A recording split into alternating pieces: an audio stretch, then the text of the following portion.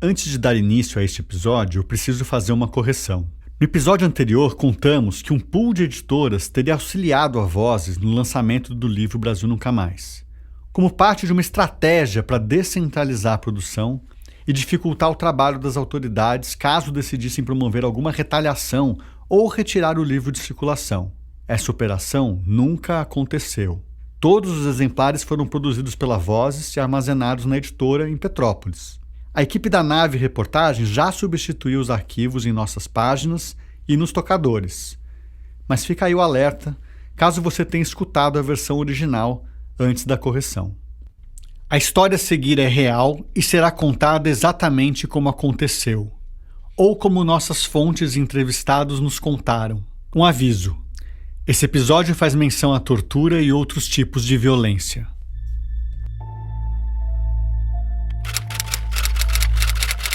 Interior. Escritório do Cardeal Arnes, noite. Um jornal sobre a escrivaninha exibe a data de 14 de julho de 1985. Faz frio em São Paulo. Ao lado de sua mesa de trabalho na Cúria Metropolitana, um casarão na Avenida Higienópolis, o arcebispo Dom Paulo Evaristo Arnes ergue nos braços uma caixa de papelão em que se lê a palavra confidencial e leva até o reverendo Jaime Wright, na sala vizinha. Juntos, abrem a caixa e observam as primeiras cópias do livro recém-publicado. É isso, diz o reverendo Wright, com um sorriso no rosto. O livro chegará às primeiras livrarias amanhã de manhã. Como os militares vão reagir? Será que os dois tomaram todas as precauções necessárias? O cardeal aperta os dedos na grade do guarda-corpo. Ele tem uma ideia. Volta ao escritório, tira o telefone do gancho e disca um número internacional. Philip, aqui é Paulo Arnes. Espero não ter acordado você. Tenho o livro nas mãos. Sim, eles estão prontos e ficaram maravilhosos. Jaime Wright estranha a atitude do amigo. O cardeal não sabe que a linha provavelmente está grampeada? Arnes continua. Só quero confirmar mais uma vez. Todos os microfilmes estão em lugar seguro? Esplêndido. Tudo bem, então. Só queria que você soubesse do livro. Obrigado de novo, Philip. Paz e bem. Arnes devolve o telefone no gancho e olha para Jaime. Acho que fizemos tudo o que podíamos. Agora está nas mãos do pai. Fade out. A cena que você acabou de ouvir foi adaptada de um tratamento de roteiro escrito em 1995 pelo jornalista norte-americano Lawrence Weschler. Tá tudo meio romantizado aí. A gente não sabe se isso de fato aconteceu, e é bem provável que não tenha rolado nada parecido com isso. Mas sabe como é o cinema? A cena foi construída para criar a atmosfera dos últimos momentos que antecederam o lançamento do Brasil Nunca Mais. Um lançamento sem holofotes, noite de autógrafo, propaganda ou coletiva de imprensa. Aos poucos, no boca a boca, livreiros e leitores começaram a disseminar a notícia de que um livro surpreendente tinha chegado às prateleiras. Mas o Lawrence, esse jornalista de Nova York, só tomaria conhecimento do livro mais de um ano depois, no segundo semestre de 86, quando o Brasil Nunca Mais ganhou sua primeira edição estrangeira, traduzido para o inglês pelo próprio Jaime Wright. Nos Estados Unidos, o lançamento foi bem diferente. Não tinha mais segredo a guardar, nem medo de censura. Ao contrário, o plano ali era fazer barulho. Quanto mais o mundo soubesse das violações de direitos cometidas pelos militares no Brasil, tanto melhor. Com isso em mente, o reverendo Jaime Wright, conhecido como James Wright nos Estados Unidos, onde também tinha cidadania, fechou contrato com a editora Random House, até hoje uma das maiores editoras em língua inglesa do mundo, e tratou de convocar uma coletiva de imprensa para apresentar o livro Torture in Brazil, ou Tortura no Brasil, como foi batizada aquela primeira versão. A tal coletiva de imprensa flopou. Apareceram apenas uns poucos gatos pingados lá. Um deles era o Lawrence. Em 86, o jornalista, na casa dos 35 anos, de óculos, barba e cabelos escuros, lembrava uma versão mais nova do diretor Martin Scorsese. Mas até aquele momento, ele ainda não tinha escrito nada para o cinema. Lawrence trabalhava na revista The New Yorker, uma das mais tradicionais e admiradas publicações dos Estados Unidos, onde John Hersey publicou Hiroshima e Hannah Arendt publicou Eichmann em Jerusalém, antes que essas histórias assumissem a forma de livros. Em 86, Lawrence está acostumado a cobrir política internacional, principalmente na América Latina e no leste europeu. Pouco depois de participar da coletiva de imprensa com Jaime Wright e devorar o conteúdo do livro recém-lançado, Lawrence propôs ao editor dele uma reportagem de fôlego sobre aquele inacreditável projeto e se mandou para o Brasil, com a missão de entrevistar outros integrantes daquele grupo secreto e contar os bastidores do Brasil Nunca Mais.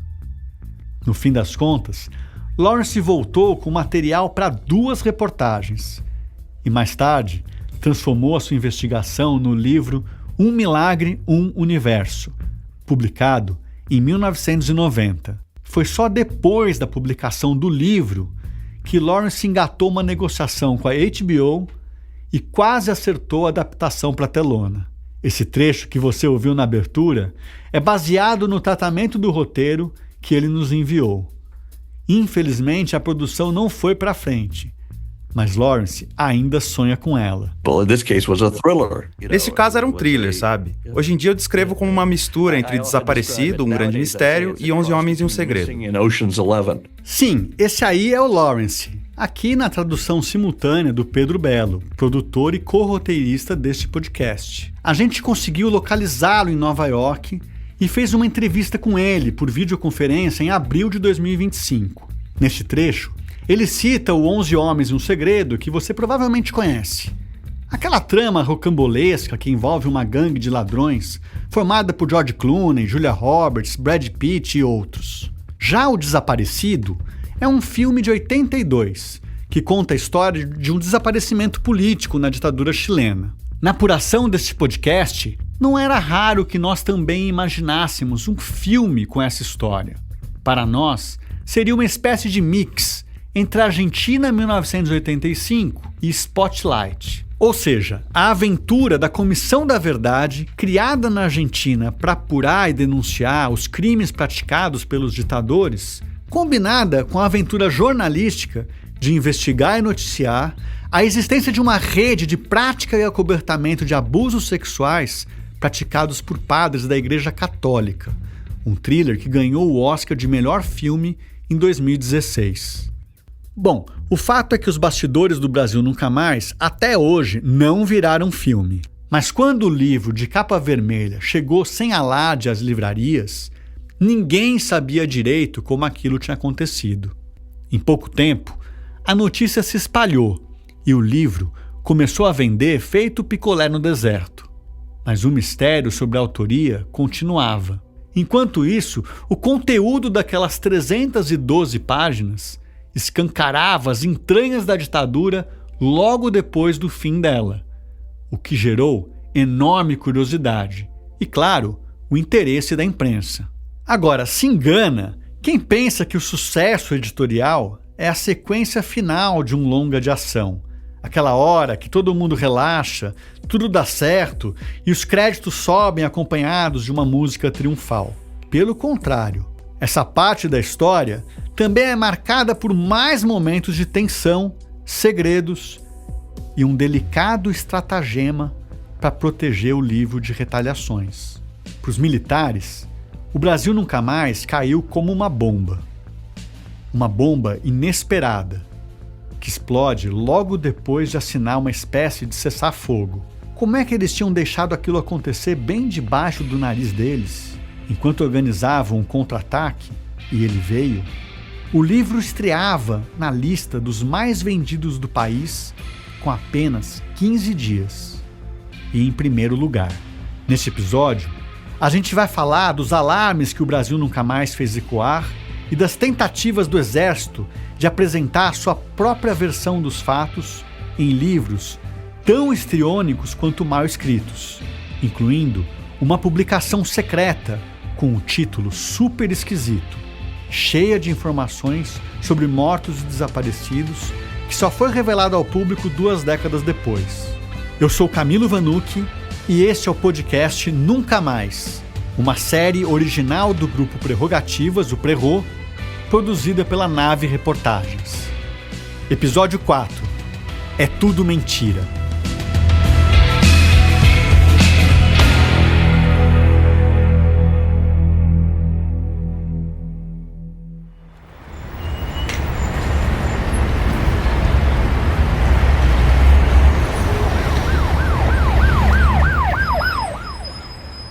Nova York fica especialmente bonita no outono.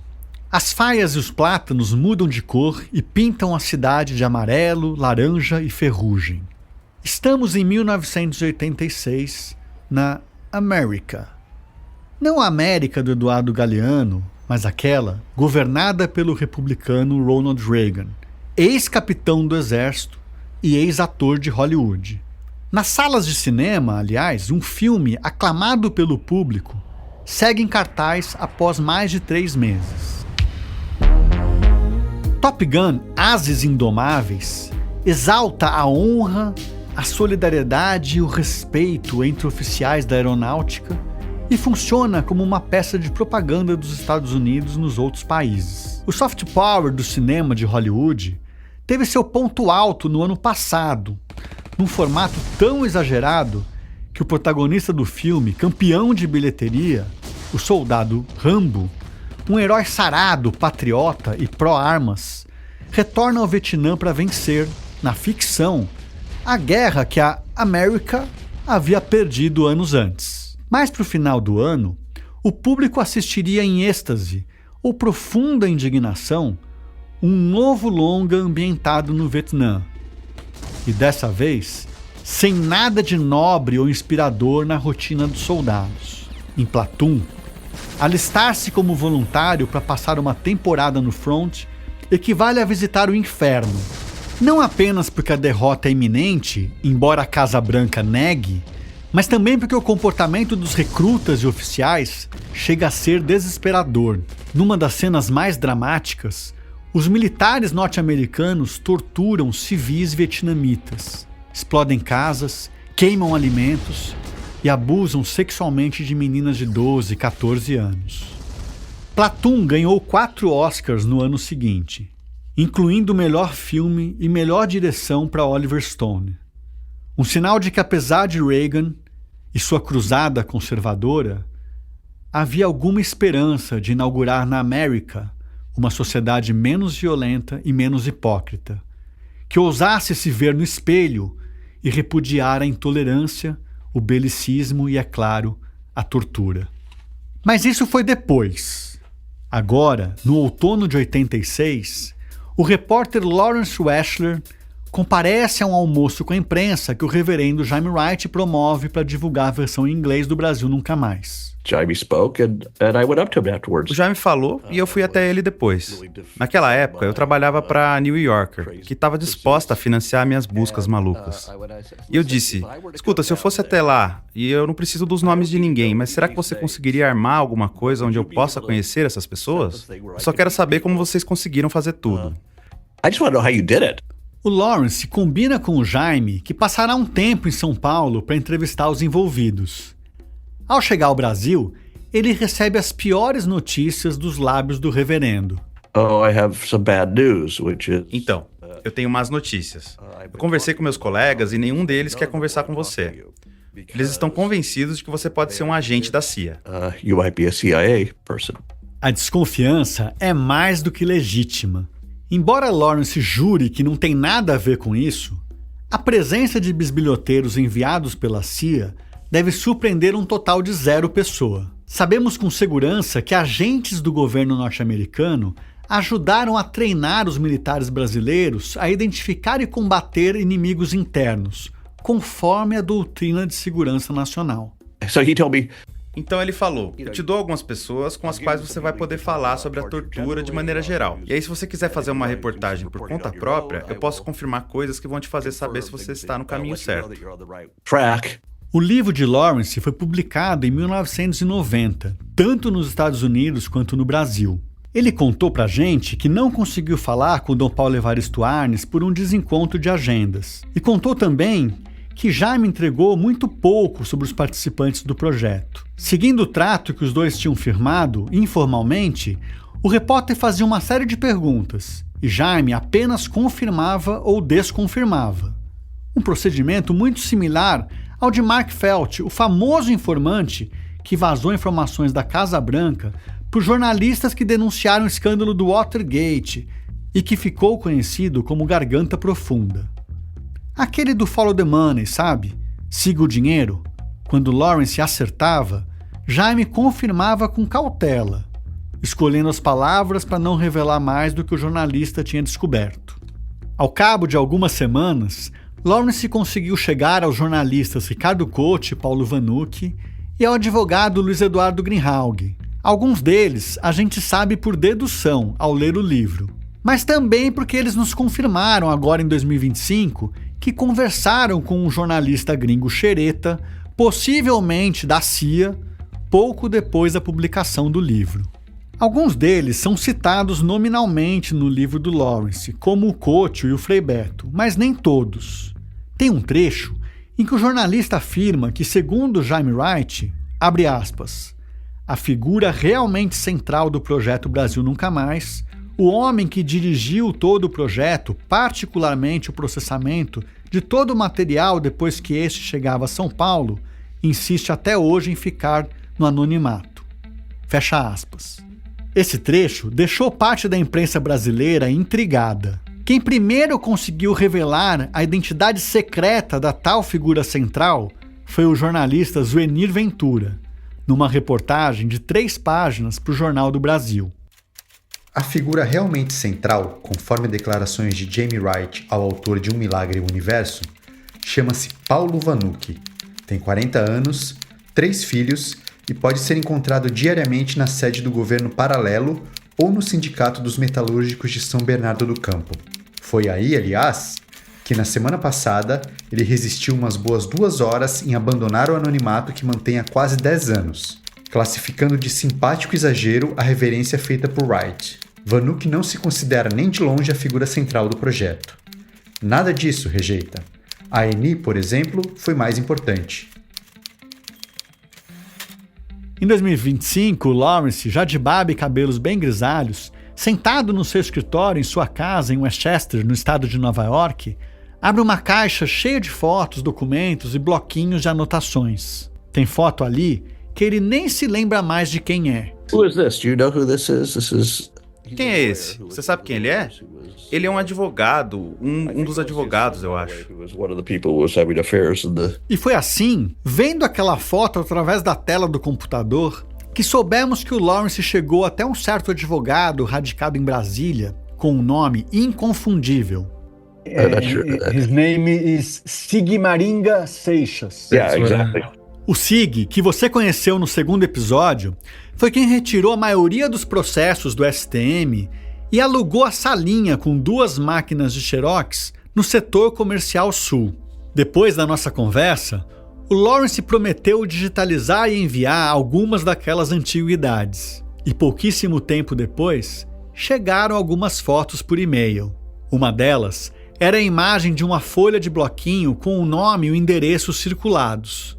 Avel de Alencar, SDS, Edifício Venâncio 4, Térreo, Brasília, Distrito Federal. E logo depois um número de telefone, com o DDD de Brasília e apenas 7 dígitos. O número não serviu para nada, como era de se esperar. Mas o Pedro fez uma busca por Avel de Alencar nas redes sociais e acabou localizando o nosso homem que copiava, numa cidadezinha de Goiás. Não é incrível? Agora, já correndo o risco de me repetir, se você não sabe do que a gente está falando, volta lá no primeiro episódio desta série e começa a ouvir desde o começo. Se eu tivesse no seu lugar, eu não ia querer terminar de ouvir sem conhecer o Avel. Escrever sobre o Brasil Nunca Mais rendeu ao Lawrence uma das maiores honrarias da sua carreira. O Pinochet veio ao Brasil por conta de alguma questão comercial e quis se deixar ser fotografado pela imprensa. Ele estava sendo acompanhado por jornalistas e querendo mostrar que ele tinha cultura. O ditador Augusto Pinochet se deparou com o livro dele numa livraria e, enquanto era acompanhado por jornalistas, comentou algo que o Lawrence passou a usar com orgulho, quase como uma medalha. Ele olhou para a capa de Um Milagre, Um Universo e franziu a testa. E aí disse: mentira, é tudo mentira. O autor é um mentiroso e um hipócrita. E eu usei essa frase na contracapa da nova edição americana do livro. Eu sempre tive muito orgulho disso. I'm very proud of that blurb. Quando o repórter da New Yorker veio bater a porta de alguns dos autores do Brasil Nunca Mais, em 87, o clima já havia esfriado um pouco. Se Lawrence tivesse chegado em meados de 85, quando a edição brasileira era uma novidade, ele teria se deparado com uma realidade bastante diversa. Os primeiros meses foram de apreensão e ansiedade. Com o que exatamente? Em primeiro lugar, o medo de ser descoberto e não saber o que aconteceria se o fossem. A democracia era muito recente, os grupos paramilitares ainda estavam à espreita. O que os militares poderiam fazer com eles? Durante muito tempo, apenas Dom Paulo dá entrevista sobre o livro. 2 semanas após o lançamento, o Jornal do Brasil publica uma entrevista de página inteira com o cardeal. História sem revanchismo, diz a manchete. Brasil Nunca Mais é a mais rigorosa pesquisa sobre a tortura política no país desde abril de 1964. Pera. Um parênteses rápido. O termo tortura política está longe de ser adequado. Não há nada de política na tortura.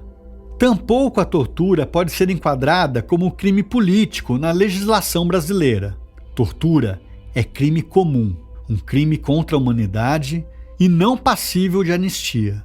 Então, fica aqui a crítica à imprensa da época. Nas palavras de Dom Paulo, pretende ser um registro histórico e objetivo, sem qualquer ânimo revanchista. A entrevista é cheia de perguntas sobre os participantes do projeto, sobre a localização dos arquivos e dos microfilmes, sobre as ameaças de segurança à operação. Esses originais estão no Brasil? Existem no Brasil e no exterior. O senhor poderia dizer onde? Não. Você não sabe e eu não sei. Nem quero saber. Dom Paulo responde tudo de forma muito sucinta. Publicado há 2 semanas sem qualquer divulgação prévia, o livro já tem sua primeira edição praticamente esgotada. Em 24 de julho, a revista Veja, com uma das maiores tiragens da época, publica a reportagem O Porão Iluminado, com 3 páginas dedicadas ao livro.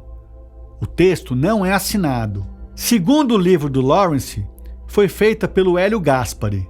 A matéria destaca o tom secreto da produção e a veracidade do conteúdo, comparando o livro com projetos como o Nunca Mais argentino, sobre o qual a gente já falou aqui. Pela primeira vez, as denúncias são apresentadas com base em documentos oficiais, registrados nas auditorias militares em que se julgavam os crimes políticos. Depois da Veja, o ritmo de reportagens sobre o livro não parou mais. Quem tem uma lista com as principais manchetes é o Frei Volney, hoje diretor da editora Vozes, que você conheceu no episódio anterior. Por exemplo, a Veja saiu a manchete O Porão Iluminado, a Veja de 24 de julho. Né? Inventário do Horror, a Isto É, de 31 de julho. O Porão da Guerra Suja, a revista Senhor, 7 de agosto. Brasil Nunca Mais revela bastidores da tortura no país, Folha de São Paulo, 11 de agosto. Brasil Nunca Mais e sua fonte de pesquisa, Jornal da Arquidiocese, ou São Paulo, em setembro de 1985. Então, os grandes veículos de comunicação também deram um destaque bastante grande, né? E isso fez com que ele ficou em primeira posição entre os mais vendidos por 25 semanas. 25 semanas consecutivas, né? E entre os 10 mais vendidos, como eu disse, 91 semanas consecutivas entre os 10 mais vendidos. Concluído o giro de matérias que noticiaram a publicação do livro Denúncia, a imprensa passou a se ocupar de uma leitura menos superficial e mais aprofundada daquele material. E acabou tendo acesso, ainda naquele ano, a partes da versão estendida do relatório, o famoso documento de 6.000 páginas. Antes do fim de 85, jornais passaram a noticiar dados exclusivos, que nem sequer tinham entrado no livro. A reportagem mais chocante de todas ocupou meia página da Folha de São Paulo na edição de 22 de novembro. Brasil nunca mais acusa 444 da prática da tortura, diz o título. Em um texto apócrifo, a redação atribui a lista de torturadores à comissão que elaborou o livro. Já os nomes dos torturadores, esses apareciam todos no jornal, em letras miúdas, logo abaixo do texto da reportagem. O mais importante é o do general Otávio de Aguiar Medeiros, ex-ministro-chefe do Serviço Nacional de Informações, o SNI, no governo Figueiredo, e atualmente comandante militar da Amazônia. Também aparece na lista o coronel Ari Pereira de Carvalho, citado em 3 processos por 5 denunciantes. A lista não foi incluída no texto final do livro, pois o próprio cardeal de São Paulo não queria que a publicação assumisse um caráter revanchista. Aquela não era a primeira vez que uma lista de torturadores saía na imprensa. Exatamente uma década antes, uma pequena rede de presos políticos, encarcerada em presídios diferentes, ousou driblar o sistema e fazer uma primeira denúncia pública sobre tortura, nomeando os autores das violências que sofriam. Uma denúncia produzida ali mesmo, de dentro das celas. A gente vai voltar no tempo para contar como foi.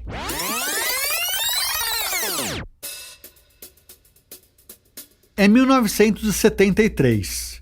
O jovem advogado Luiz Eduardo Greenhalgh estava fazendo aquilo que havia prometido ao pai antes de ser exilado da própria família. Estava a caminho do pavilhão 5 da casa de detenção, no Carandiru, para visitar o seu colega, advogado de presos políticos e agora também preso político, o Idibal Pivetta. Fui visitar os presos na casa de detenção, no pavilhão 5, tá certo? Cheguei lá, me apresentei, eu me lembro, desceu o seu pai, desceu o Fon, desceu o Gilberto Luciano Bellocchi, o Pedro Rocha.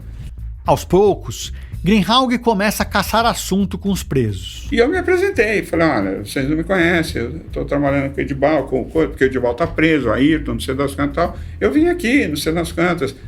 O Ayrton pediu para eu informar como é que está a situação do Idibal, eu fui falando. Eu era um desconhecido, aí não tinha assunto, eu comecei a perguntar, e você, como é que foi preso? Em que circunstância? Quantos processos você tem? Quantas condenações? A cada visita, um novo amigo e novas informações. Eu uma vez conversando com o Reinaldo, seu tio, dos presos políticos, a pessoa que eu mais me identifiquei pessoalmente foi com o Reinaldo. Pois é, não é só o meu pai que aparece nessa história. O tio Reinaldo, que o Greenhalgh cita aí, também era membro da Ação Libertadora Nacional, a ALN, e ficou preso entre 1970 e 1976. Eu não quero me desviar muito do assunto, mas só para situar, o Reinaldo é irmão da minha mãe e não do meu pai. Meu pai e o Reinaldo eram alunos de medicina na USP entre 69 e 70, quando passaram a militar juntos, aos 20 e poucos anos.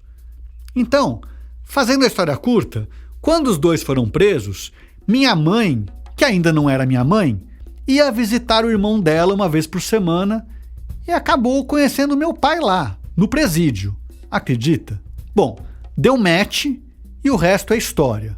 Mas voltando ao Greenhalgh, que aliás foi padrinho de casamento dos meus pais. Foi o Reinaldo quem foi me ensinando como é que era, o que a lei de segurança fazia, como é que era a repressão, como é que era a tortura, como era isso, como era aquilo, como é que achava que tinha um advogado de presos políticos se comportar.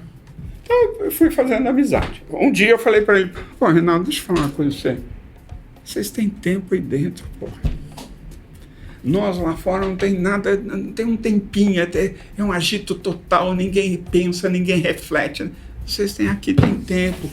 Eu acho que vocês deviam fazer um trabalho sobre a repressão. O Reinaldo falou, não sei das quantas e tal. Ponto. Na visita seguinte ao presídio, Greenhalgh já é abordado pelo Reinaldo. Meu tio entrega para ele um caderno com uma capa de couro, que, segundo o advogado, tinha a imagem do Che Guevara pirografada nela, junto com uma agulha e uma linha. Com muito jeito, o preso tira a linha da parte interna da capa, revelando folhas escondidas. E me ensinou a abrir e a fechar a capa. Eu cheguei em casa, abri e fechava a capa. E atrás da capa tinha uma abertura. Folhas. Folhas e tal. Com a mesma agilidade, segundo Greenhalgh, o Reinaldo costurou a capa de volta, em outro caderno igual, com a mesma capa de couro do Che Guevara, escondendo as folhas. Os presos foram escrevendo o que sabiam em letras miúdas, quando nenhum carcereiro estivesse vendo, arriscando o pescoço para mostrar ao mundo o que acontecia na tortura.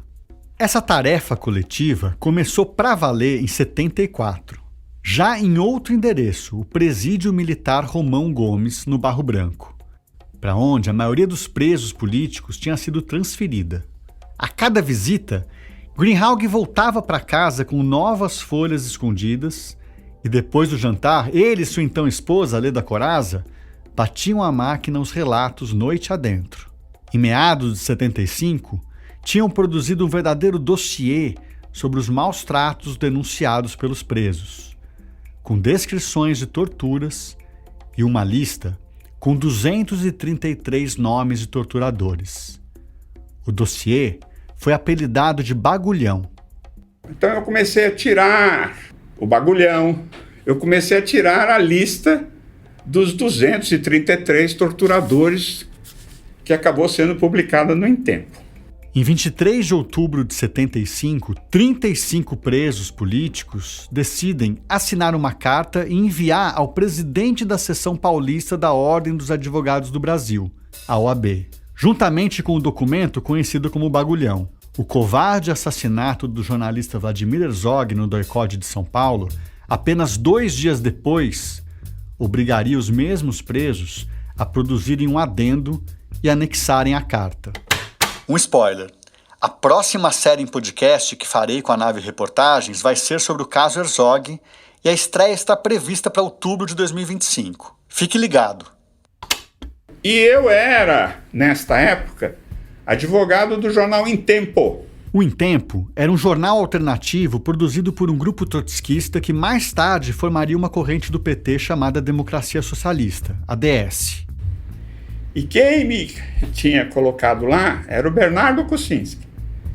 Tá certo? Eu entreguei a lista pro Bernardo Kuczynski. Ele falou, nós vamos publicar essa porra. Eu falei, não faça isso. Ele falou, nós vamos publicar essa porra. Ele publicou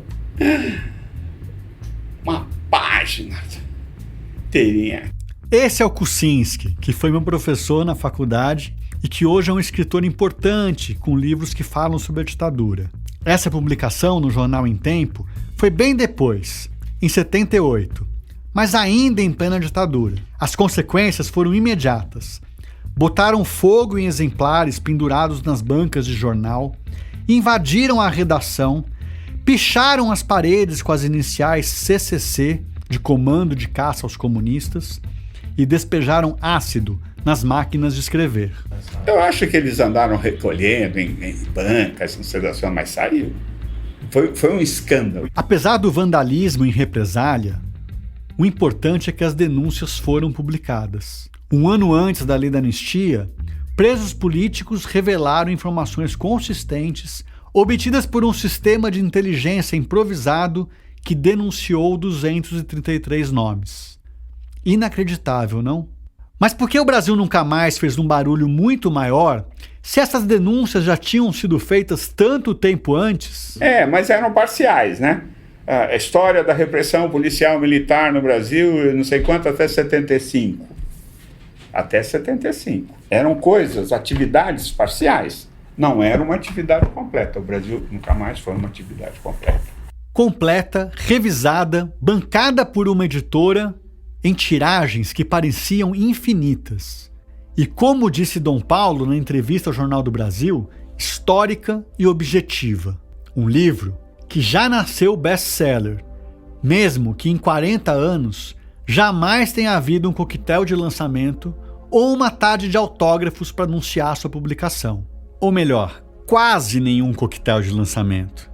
quase nenhuma tarde de autógrafos. A verdade é que rolou algo parecido com o lançamento já no finalzinho de agosto de 85. Quem me passou essa informação foi o Roberto Monte, militante histórico dos direitos humanos no Rio Grande do Norte, que na década de 80 fazia parte da Comissão de Justiça e Paz da Arquidiocese de Natal. Ele foi um dos organizadores desse evento. Mais precisamente, o emissário responsável por vir a São Paulo convidar o cardeal. Nós fizemos o convite para que Dom Paulo participasse da segunda noite da não violência. A primeira noite da não violência tinha acontecido em 83, 2 anos antes, no estádio de futebol Castelão, o principal campo da cidade, que mais tarde seria demolido para a construção da Arena das Dunas. O convidado especial naquela ocasião foi o Dom Helder Câmara, arcebispo de Olinda e Recife, outro peso pesado na defesa dos direitos humanos. O Brasil Nunca Mais ainda nem havia ficado pronto quando Dom Paulo confirmou presença no evento. Eu faço o convite a Dom Paulo, assim, no início de 1985, ele aceita de pronto, né? A gente mesmo ficou surpreso como ele aceitou, né? O Roberto, que é sobrinho de Dom Nivaldo Monte, arcebispo de Natal entre 1967 e 88, acredita que o Dom Paulo aceitou o convite por se sentir à vontade e por conta da relação próxima com o Dom Nivaldo. Às vésperas de embarcar, no entanto, no final de agosto, diante das muitas pressões para que ele autografasse livros, o cardeal acabou pedindo à editora Vozes que despachasse 200 exemplares para a capital potiguar. A programação ficou assim. À tarde, sessão de autógrafos na livraria Paz na Terra, ligada à Arquidiocese. Em seguida, a segunda noite da não violência, desta vez transferida do estádio de futebol para a recém-inaugurada nova catedral. Depois, quando o livro pipocou, exatamente no dia 26 de agosto de 1985, meu amigo, era fila. Venderam-se todos os 200 livros. Roberto contratou uma equipe para registrar em vídeo a visita de Dom Paulo a Natal. E esse material todo está disponível no canal dele no YouTube. São 2 horas de gravação, que começa com o desembarque dele no aeroporto e sua entrada numa Marajó, no banco de trás, apertadinho. Aliás, o carro demora para pegar.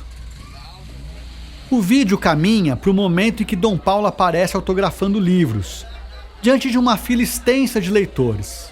Mas antes disso, é lógico que ele fez um breve discurso.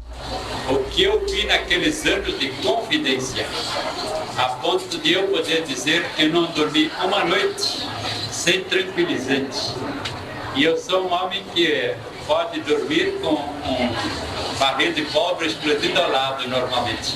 Mas tanto isso me chocava que durante os 8 anos mais difíceis, eu de fato não tive uma única noite tranquila, também porque vinham me acordar à noite para socorro, para pessoas desaparecidas. Àquela altura dos acontecimentos, o Brasil Nunca Mais já estava lançado, divulgado, celebrado e devidamente credenciado. Ocupava o topo da lista dos livros mais vendidos de não ficção. Emplacava manchetes de jornal com denúncias impactantes e vendia feito pão quente. É claro que os militares não iam deixar barato. Isso pegou as Forças Armadas e, sobretudo, o Exército de uma maneira com muita surpresa, porque eles nunca sonharam que o Brasil Nunca Mais tinha sido feito. Eles nunca imaginaram que tinha alguém produzindo uma pesquisa tão sólida sobre aquilo que eles tinham escondido relativamente bem. Aí você ouviu o jornalista Lucas Figueiredo, que a gente já vai explicar quem é. O que ele está dizendo é que, embora nada no livro pudesse ser contestado, não demorou para que os militares começassem a ensaiar um contra-ataque. E o primeiro golpe, também em forma de livro, apareceu 1 ano depois, em agosto de 86, escrito pelo tenente Marco Polo Giordani, que tinha 36 anos de idade e 18 anos de serviços prestados ao Exército, inclusive no aparato repressivo do DOI-CODE de Porto Alegre. A capa reproduzia a mesma tipologia do Brasil Nunca Mais, desta vez com o título em amarelo sobre fundo verde: Brasil Sempre. A referência explícita, agora atingida em cores patriotas, conferia à edição certo ar de paródia, mas o tom era de revolta e ódio. Desde o primeiro parágrafo da apresentação, que já assume de cara que o livro é uma resposta ao trabalho coordenado por Dom Paulo Evaristo Arnes. Abre aspas. Não possuo $300 mil, nem os computadores, aparelhos de microfilmagem ou funcionários assalariados usados na confecção dos mesmos. Possuo, no entanto, a coragem, a determinação e a integridade de um homem de informações, com vários anos de DOI-CODE, anos esses de sacrifício imenso, de renúncias silenciosas, dedicados exclusivamente ao Brasil. Galvão? Fala, Tino! Sentiu! O Brasil Sempre foi o resultado da ação intempestiva de um militar de baixa patente, lotado no Comando Militar do Sul, editado por uma editora gaúcha que naquela época ainda não tinha 100 livros no catálogo. Publicado em agosto de 86, o livro não trouxe nada muito relevante para confrontar o Brasil Nunca Mais. Suscitou algumas poucas notícias na imprensa e desapareceu pouco tempo depois. A grande resposta ao Brasil Nunca Mais ainda estava por vir. Ou melhor, ela estava sendo elaborada, também nas sombras, sorrateiramente, sob o comando do ministro do Exército, o general Leônidas Pires Gonçalves, no Centro de Informações do Exército, o CIE. Poucos sabiam da existência desse projeto. E os que sabiam se referiam a ele pelo intrigante nome de Orville. O nome Orville te remete a algo militar? Talvez a ordem ou covil? Parece referência ou homenagem a algum comandante de sobrenome anglo-saxônico como George Orwell? Pois é, não é nada disso. Orville é apenas a palavra livro lida de trás para frente. O jornalista Lucas Figueiredo foi quem revelou para o mundo a existência do Orville. Com 919 páginas, 3 vezes maior que o Brasil Nunca Mais, o Orville levou 2 anos para ser escrito e outros 20 para que a existência dele fosse noticiada na imprensa.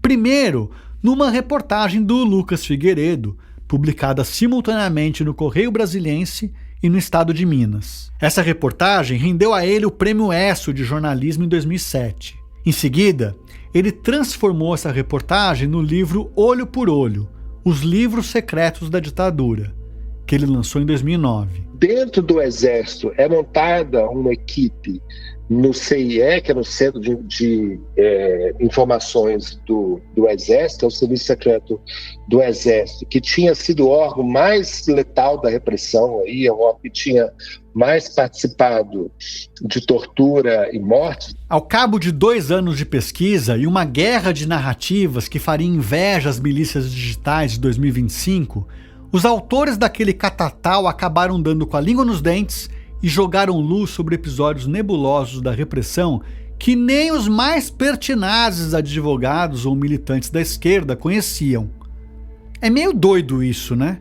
Para contrapor a narrativa do Brasil Nunca Mais, os militares confirmaram parte das violações de direitos atribuídas a eles. E ao lidar com fatos concretos, eles acabam corroborando o Brasil Nunca Mais, porque eles acabam assumindo crimes que nem o Brasil Nunca Mais tinha sido capaz de levantar.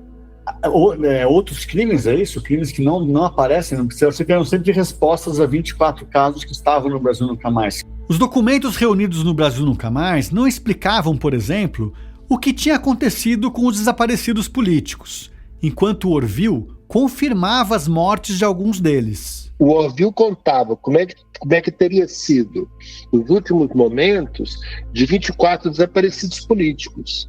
Então, se eles eram desaparecidos políticos, como é que você vai saber como é que foram os últimos momentos deles, né? Então, aquilo sendo um documento produzido dentro do CIE, aquilo era uma confissão de culpa em 24 mortes, né? A fala do Lucas é bastante clara, mas queria frisar a perversidade dessas confissões de culpa a que ele se refere. Imagina você estar há 15 anos sem notícias do paradeiro do teu filho ou do teu companheiro e de repente comprovar que essa turma sempre soube que ele estava morto. Fulano cometeu suicídio, Beltrano foi atropelado por um caminhão, Cicrano foi justiçado pelos parceiros de organização. Não importa a versão inventada. Se os militares contavam alguma lorota sobre a morte, é porque sabiam que a pessoa estava morta e continuavam a sonegar essa informação. O Orville foi finalizado em dezembro de 87 e recebeu um título pomposo: As Tentativas de Tomada do Poder. Orgulhoso do trabalho, o ministro do Exército, Leônidas Gonçalves, apresentou a obra ao então presidente José Sarney. E o Sarney pega o livro e fala: Leônidas, não tem a menor condição de o Exército publicar isso, porque estamos no meio de uma constituinte, o clima não é esse, e engaveta isso. E o Leônidas, como bom soldado, ele engaveta, ele acata as ordens do Sarney, engaveta o livro, e o livro começa a circular nos subterrâneos, e circula nos subterrâneos durante 19 anos até ele vir à tona. Alguns jornalistas e entusiastas da ditadura sabiam que ele circulava entre os militares e que vez ou outra algum jornalzinho de direita publicava supostos trechos do livro. Só que ninguém sabia se era verdade ou se não era verdade, entendeu? Então eu e alguns outros jornalistas, a gente sempre andou atrás do Orville. O pessoal, olha, o Orville existe mesmo, é verdade, não é?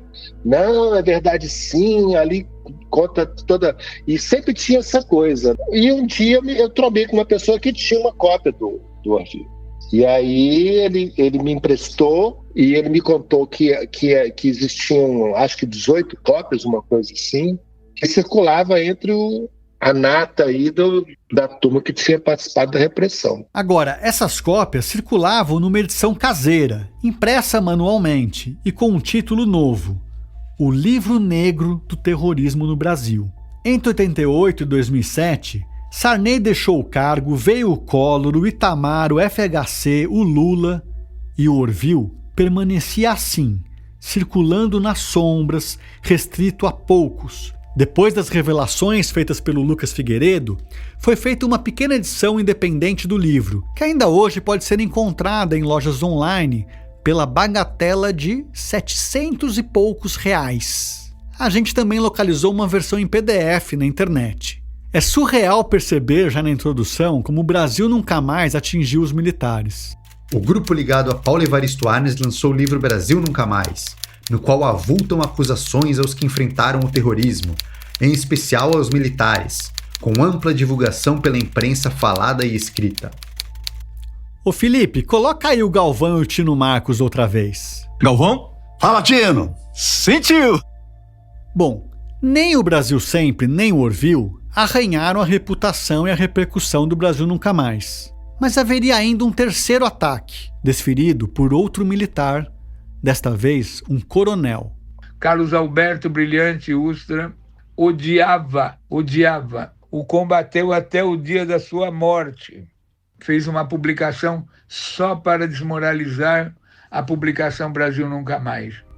Citado aí pelo Adriano Diogo, que é ex-preso político, e pouco mais de 10 anos atrás presidiu a Comissão da Verdade da Assembleia Legislativa de São Paulo, o coronel Carlos Alberto Brilhante Ustra chefiou o DOI-CODE paulista entre 70 e 74. Eu era um agente do Estado, comandante de uma unidade militar dentro da cadeia de comando. Uma das pessoas mortas sob o seu nariz por seus subordinados foi o meu primo Alexandre Vanucchi Leme, que tinha 22 anos, estudava geologia na USP e foi morto em março de 73, ali mesmo, dentro do DOI-CODE. Ninguém foi morto lá dentro do DOI. Todos foram mortos em combate. A história do Alexandre eu conto em outra série que eu fiz com a Nave Reportagens. Ela se chama Eu Só Disse Meu Nome e também está disponível no YouTube e em todos os tocadores. Mas voltando ao nosso fio, o Ustra apontou sua artilharia contra o Brasil Nunca Mais em 2 livros de sua autoria, O Rompendo o Silêncio, já em 87, e A Verdade Sufocada, de 2006, citado diversas vezes pelo ex-presidente Jair Bolsonaro como seu livro preferido. Em todos os livros, a ladainha é sempre a mesma. Listar as vítimas da esquerda, chamar os subversivos de terroristas, jurar de pé junto que o golpe de 64 foi uma revolução democrática para afastar o fantasma do comunismo, repetir 1 zilhão de vezes que os patriotas de farda jamais torturaram alguém. Você vai me perdoar, mas eu vou ter que abrir aspas aqui para mostrar um trechinho do livro do Ustra. Os revanchistas julgavam que ficaríamos calados e aceitaríamos, passivamente, a triagem que eles pretendiam fazer, como fizeram Dom Evaristo e sua equipe, buscando apenas documentos que contribuíssem para comprometer os órgãos de segurança da época.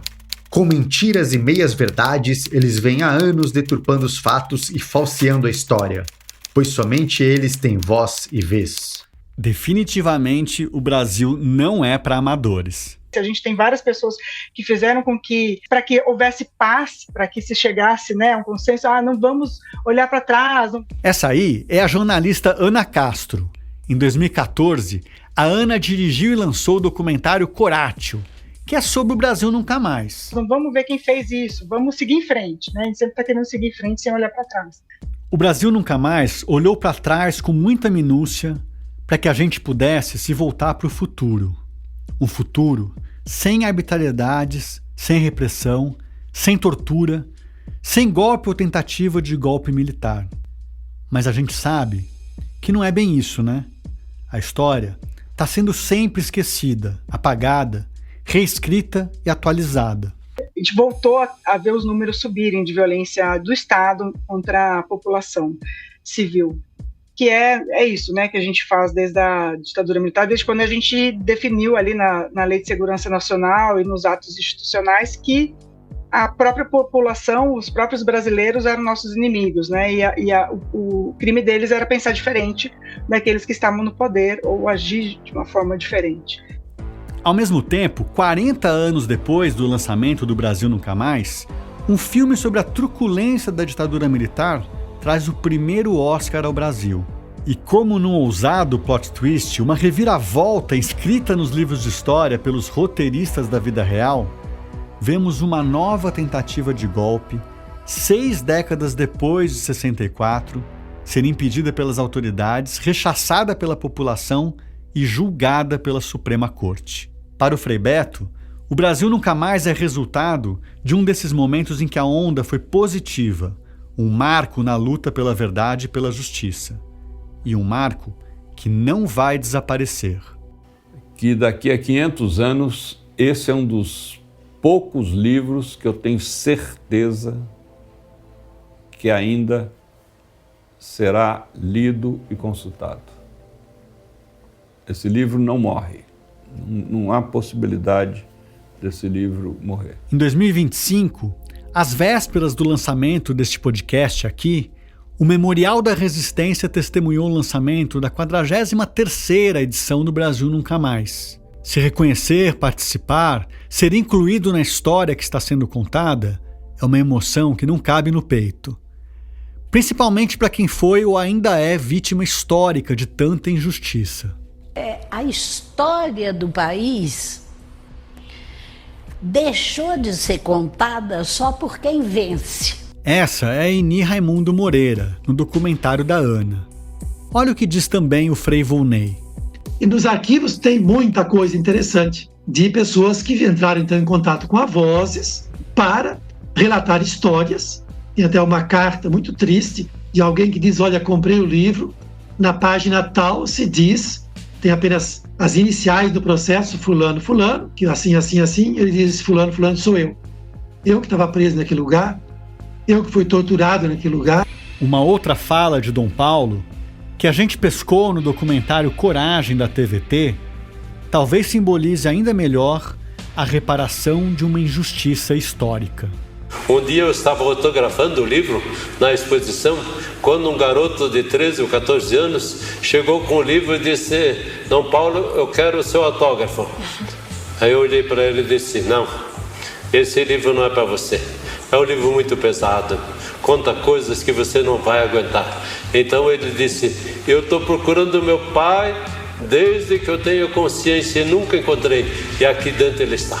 Olha. Ele está nesse livro. Brasil Nunca Mais. O legado do livro está mais vivo que nunca. Mas essa história ainda não está completamente escrita. No próximo episódio, você vai entender como ela se desdobra até hoje.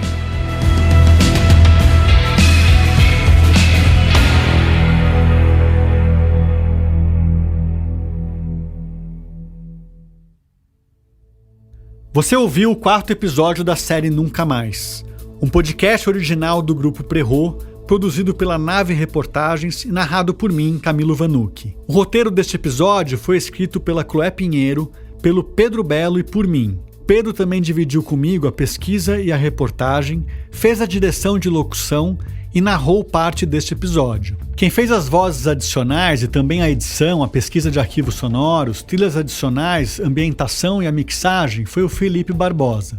A trilha sonora original é do Cauê Fernandes. Nesse episódio, utilizamos trechos de entrevistas que fizemos com Ana Castro, Lawrence Weschler, Luiz Eduardo Greenhalgh, Paulo Vanucchi, Lucas Figueiredo, Frei Volney, Frei Beto, Roberto Monte e Adriano Diogo. A entrevista da Aini Raimundo Moreira foi emprestada pela jornalista Ana Castro, que a entrevistou em 2014 para o documentário Coratio, que ela dirigiu com Gabriel Mitani. As falas de Dom Paulo a gente pegou no YouTube do Roberto Monte e no documentário Coragem, da TVT. Além dessas falas do Dom Paulo, neste episódio nós usamos áudios de um cover da música Take My Breath Away, da trilha sonora do filme Top Gun, que encontramos no canal Starship 5 no YouTube. Também usamos a versão de Adagio for Strings do Platoon, feita pelo grupo Dover Quartet. A brincadeira entre Galvão Bueno e Tino Marcos tiramos do podcast Fala Galvão, e as falas do Ustra na Comissão da Verdade são de uma reportagem da TV Brasil. Também temos uma parceria de distribuição com o ICL, a TV Fórum e a Rádio Brasil de Fato. Obrigado pela escuta. Se puder, compartilhe esse podcast com os amigos, siga este canal e divulgue nas redes sociais. A gente se encontra no próximo e último episódio.